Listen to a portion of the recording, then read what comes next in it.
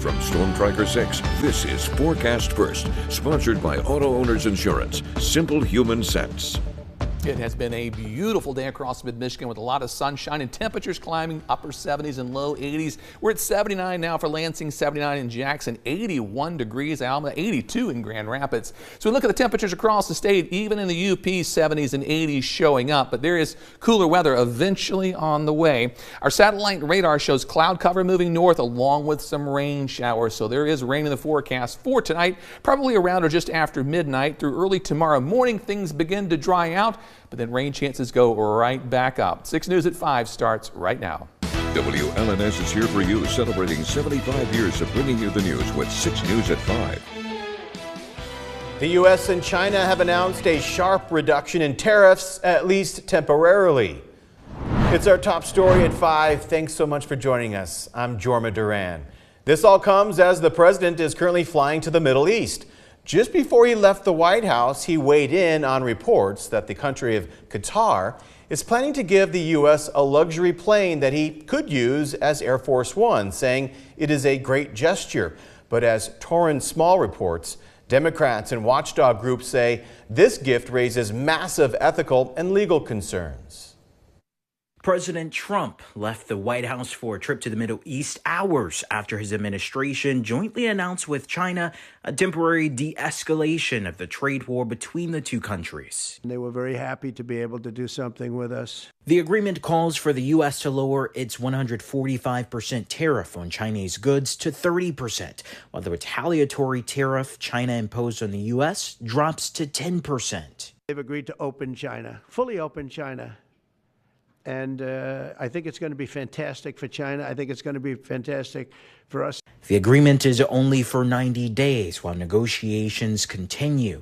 Now the president is turning his attention to the Middle East with a 4-day trip to Saudi Arabia, Qatar, and the United Arab Emirates. The focus of this trip is business talks, but looming over this visit are the biggest issues in the region, including the war in Gaza and talks with Iran about its nuclear weapons program. Before he left, the president weighed in on reports that Qatar is planning to give the U.S. a luxury jet that he could use as Air Force One. I would never be one to turn down that kind of an offer. I mean, I could be a stupid person, say, no, we don't want a free, very expensive airplane. But I thought it was a great gesture. The potential gift has sparked criticism from Democrats and others who say it's unethical, if not illegal. In a statement, an official from Qatar said the matter is under review and no decision has been made yet. Torrance Small, CBS News, the White House. 6 News will be here for you at 6 o'clock about how the back and forth of tariffs being implemented have had on the auto industry. Again, those details tonight on 6 News at 6. 6 News is your local election headquarters. Former Michigan House Speaker Joe Tate announced today he is running for the soon-to-be open U.S. Senate seat being vacated by retiring Democrat Gary Peters. In 2023, he was elected as the first black Speaker of the Michigan House. Despite just a 1-vote majority, Tate helped pass major legislation, including repealing Michigan's abortion ban, ending the state's right-to-work law, passing the largest education funding increase in state history, enacting universal background checks and red flag laws, and expanding the working families tax credit. Tate now joins a growing list of candidates hoping to win the U.S. Senate seat that includes Democrats Congresswoman Haley Stevens, Dr. Abdul El-Sayed, and State Senator Mallory McMorrow. Mike Rogers is running on the Republican side. For Jackson Public Schools. Beginning June 1st, Jeremy Patterson will serve as the district's next superintendent. 6 News reporter Sean Graney sat down with him in Jackson to discuss his vision for the future. He's here for you now live in the studio with the story. Jorma, the Jackson School Board approved Patterson in a 6-1 vote last week. The Jackson native says he has several goals, including a plan to promote student development. We have great programs, we have great people, and we just look to continue to engage our community to make sure we're servicing our students and our families. Jackson Public Schools has a new leader, and leaders hope it will bring a fresh start for the district. I absolutely love it here. I think this community is a reflection of myself. having been a lifelong Jacksonian, so this is personal. As far as professional. On June 1st, 1993 Jackson High alum Jeremy Patterson will officially replace Jeff Beal as superintendent.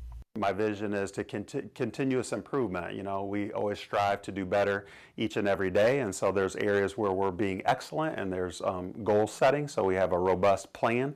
Patterson says the focus remains on the students. He wants to give them everything they need for the next stage of life. It happens with the dedication, it happens with the communication and a clear vision, and focusing on the needs of our students are the top priority. On May 6th, the Jackson School Board signed off on a $126 million bond plan that Patterson says will address critical infrastructure needs for staff and students. And just programs that are going to attract the top educators in the state, as well as provide opportunities that students, again, if they want to go into trades programs, that we have opportunities to get that hands-on learning opportunities in addition to the advanced curriculum we already have in place.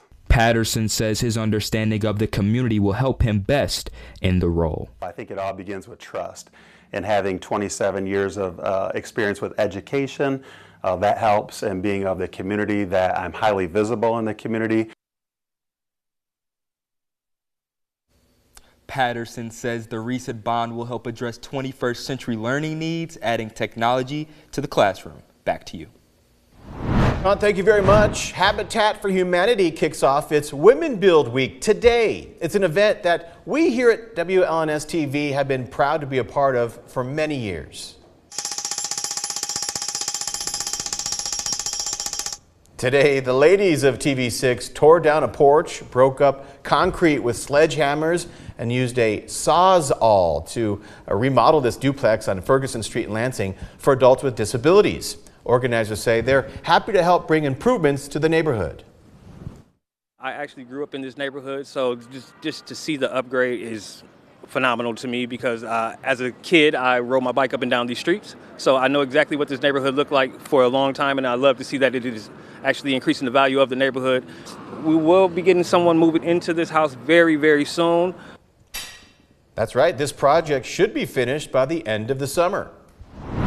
One of America's most high-profile civil rights leaders, Malcolm X, has strong ties to Greater Lansing. He lived in the capital city and in Mason, and even got married in Lansing City Hall. Well, this Monday, May 19th, marks what would have been his 100th birthday. To mark that milestone, we've put together a half-hour special, Malcolm in Mid-Michigan, that'll take you to sites that were important to his development and helped shape the man he became. We'll also talk about why, decades after his death, some people in cities where he lived are reluctant to remember his ties to the area. Malcolm in Mid-Michigan will air next Monday at 7 p.m. on WLNS TV. From Storm Tracker 6, this is Weather First, sponsored by Auto Owners Insurance. Simple human sense.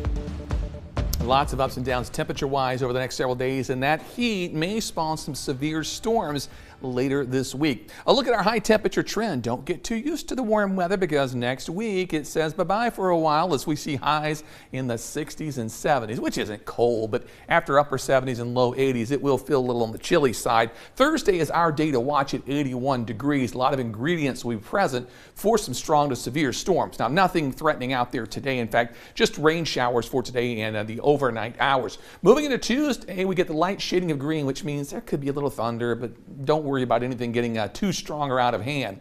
On Wednesday, severe weather starts to set up to our west, and as that upper level system swings east as we head into Thursday, that is our chance for some strong to severe storms. A lot of it's going to come down to timing. It looks like late afternoon and evening, which at this point looks favorable for some stronger thunderstorms. As we zoom out a bit, we're watching just rain showers, nothing severe, but they're getting close to the state line, and they will continue to shift north during the overnight hours. So late tonight, early tomorrow morning, some scattered rain showers. They'll begin to take a break during the morning hours, but as we begin to heat things up, more rain showers begin to move in. Wouldn't be impossible to hear a little thunder out there, but the chance overall is fairly low. Moving into Tuesday night, Wednesday morning, the slow moving area of low pressure continues to drift towards the north, which for us means more scattered showers and isolated storms right through Wednesday evening. As the upper level system moves in from the west on Thursday, that's when we'll combine to get things a little more intense out there again for the late afternoon and early early evening on Thursday.